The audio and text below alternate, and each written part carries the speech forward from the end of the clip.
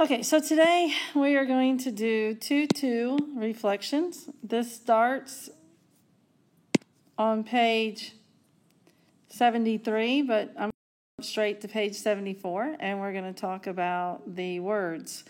A perpendicular line is a line that intersects at a right angle.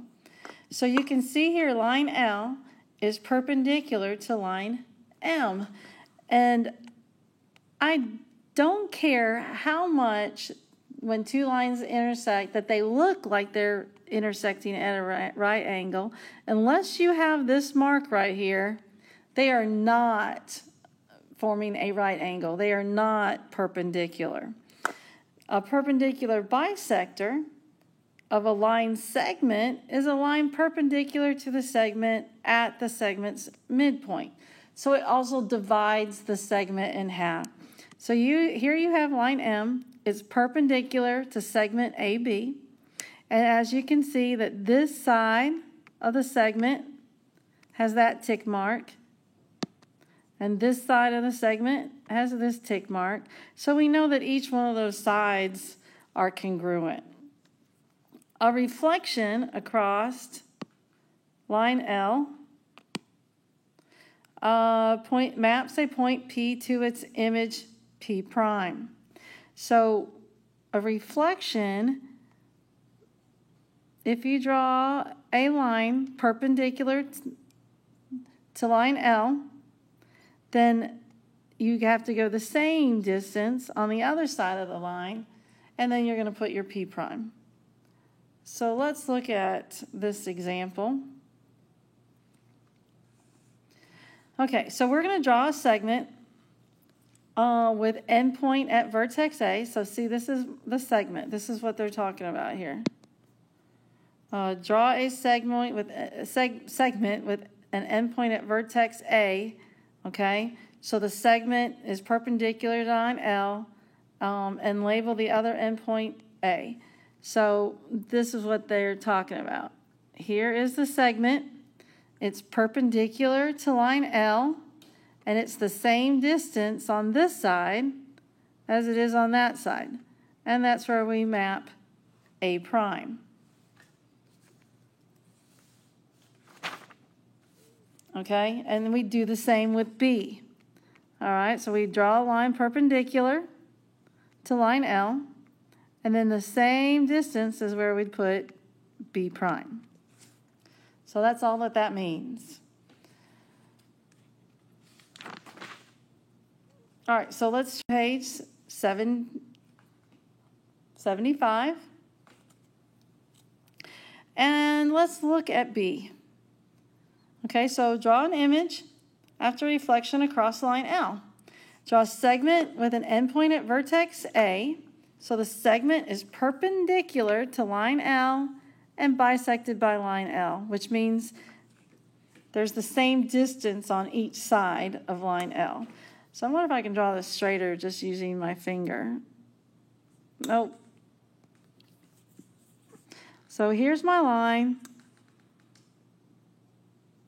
perpendicular to line L, and I'm going to move the same distance on the other side, and that's where my A prime goes.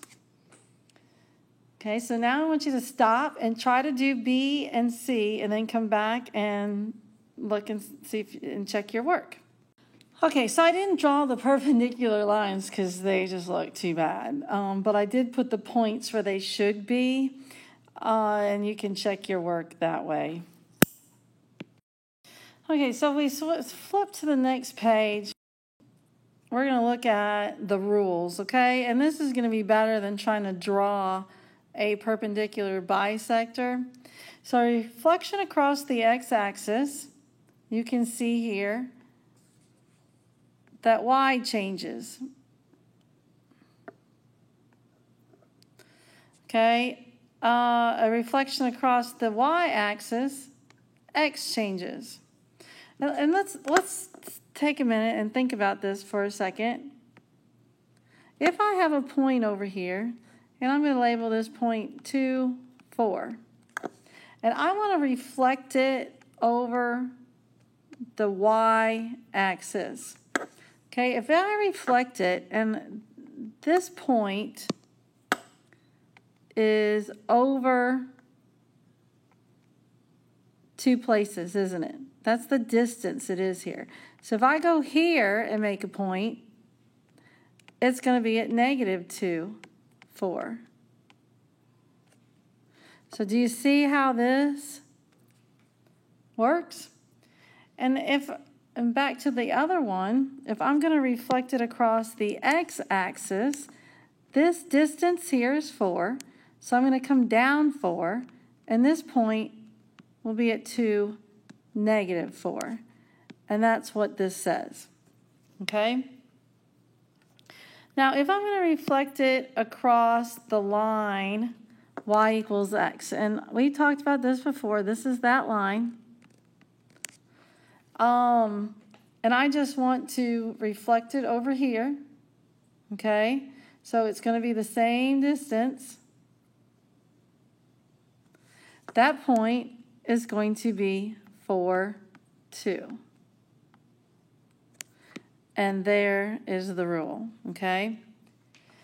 And if I wanted to reflect it across the line y equals -x, so that's got a negative slope, and it would be here. So I'm going to check this distance right here, and I'm going to go this way that distance. And that point is going to be -4, -2. Okay?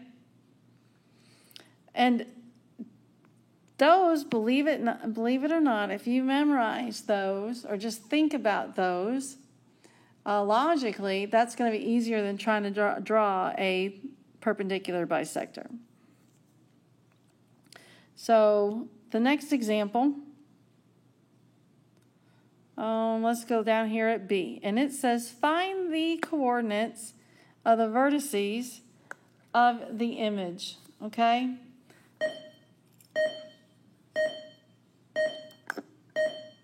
So it wants to take these points and reflect them across the line y equals x. Let me move this over a little bit. So y equals x is this line here. Okay, and so let's just think about, let's take the first one, 2, 0.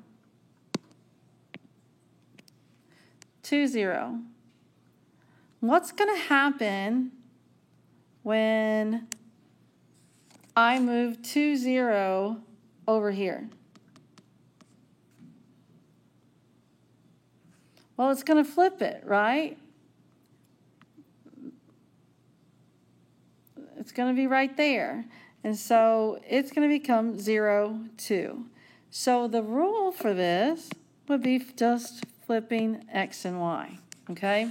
But that's how you can kind of remember the rule instead of just trying to memorize it. The next point is 2, 2, which is right on the line, isn't it? And so that's just going to stay 2, 2. The next point is 2, 5, which is right here. And, oh, I'm sorry, 5, 2. That was wrong. 5, 2. And so it is this distance. So it's going to go over here, and it's going to be 2, 5. I thought about the answer before I did the problem. And the last point at 1, 5. Oh, I'm sorry, 5, 1. I did it again. 5, 1. It's going to be over here. The same distance. Whoops, my line. And it's going to be at 1, 5. Okay? So I want you to turn to page 7, and I want you to do 9 and 10, and then check back after you've done them and see if you have reflected the image correctly. Okay, so here's number 9. it wants it reflected across the x-axis, and I put that in green. And I showed 1 point, 3, 1, that's point T. And then when it reflected it over, it went to 3, negative 1. So the rule is x, y goes to x, negative y. Okay, and I know I said do 10, but I'm going to stop there.